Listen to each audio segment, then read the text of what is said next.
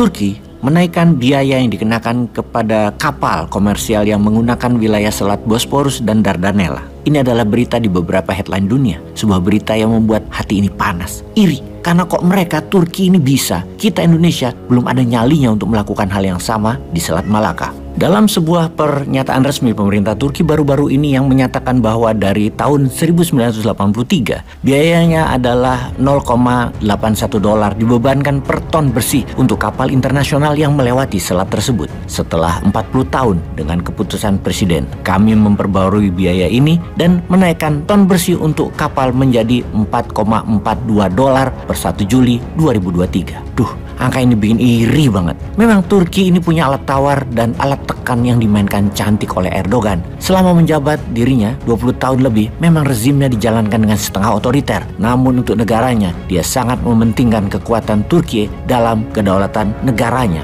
Dia bisa memanfaatkan kekuatan Turki atas Selat Bosporus dan Dardanella, di mana menurut konvensi Montreux yang ditandatangani di tahun 1936, Turki memiliki hak untuk menuntut biaya mercusuar, biaya penyelamatan, dan medis dari kapal yang melewati Selat Bosporus dan memasuki dan meninggalkan Dardanella. Pada saat itu, perhitungan dilakukan atas mata uang umum, Germinal franc, yang dinilai oleh PBB sebagai franc emas kira-kira. Pada tahun 1936, 1 franc setara dengan 0,29 gram emas murni. Ketika franc Jerman tidak lagi beredar, pembiayaan mulai dilakukan dengan dolar Amerika berdasarkan nilai tukar lira Turki. Tetapi nilai 1 franc masih dipertahankan sebagai 0,29 gram emas murni, terlepas dari nilai mata uang Turki saat itu. Pada tahun 1983, Turki ditekan dunia pakai dolar dan melepas patokan emasnya. Dan sekarang Turki menunjukkan kedikdayaannya, di mana kapal dengan tonase bersih 10.000 ton membayar total $3.240 untuk layanan mercusuar, penyelamatan, dan kesehatan.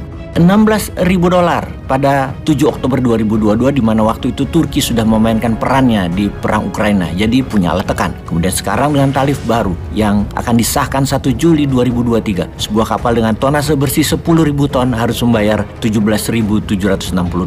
Dengan peningkatan ini, Turki terus mengambil langkah bersejarah untuk meningkatkan devisa negaranya. Itulah hebatnya Erdogan. Lalu Indonesia bagaimana dengan Selat Malaka, yang kapal niaga, kapal dagang yang melewati Selat Malaka, yang dimana Selat Malaka itu dimiliki Malaysia dan Indonesia, agar kita berdua negara ini dapat manfaatnya. Selat Malaka, kapal niaganya 20 kali lebih banyak yang melintasinya daripada Selat Bosporus. Masa kita nggak dapat apa-apa untuk biaya kebersihan, keselamatan, keamanan, dan asuransi atau sarana lainnya? Kita harus mulai berani merubah UNCLOS pastinya, karena peluang apa yang akan terjadi di Selat Taiwan, dan ini semua harus terjadi sebelum 2027. Kita harus siap. Sekarang kita harus siap. Persiapan perang Amerika dan Tiongkok secara militer meningkat eskalasinya. Ini adalah peningkatan eskalasi hubungan memanas Tiongkok dan Amerika yang diawali pada tahun 2017-an itu dengan perang dagang, kemudian perang CHIPS, kemudian perang tarif impor yang menjurus ke wilayah Taiwan, yaitu perang militer secara fisik yang sebentar lagi sedang dipersiapkan oleh kedua belah pihak.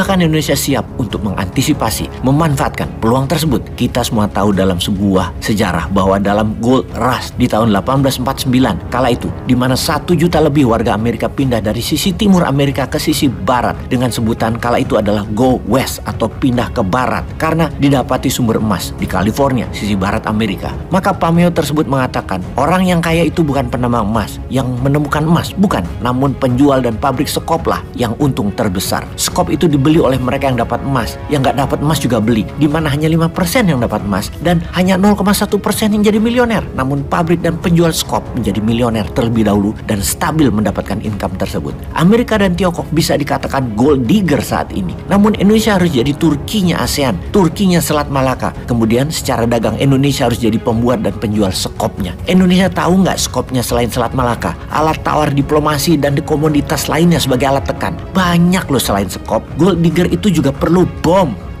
Peace.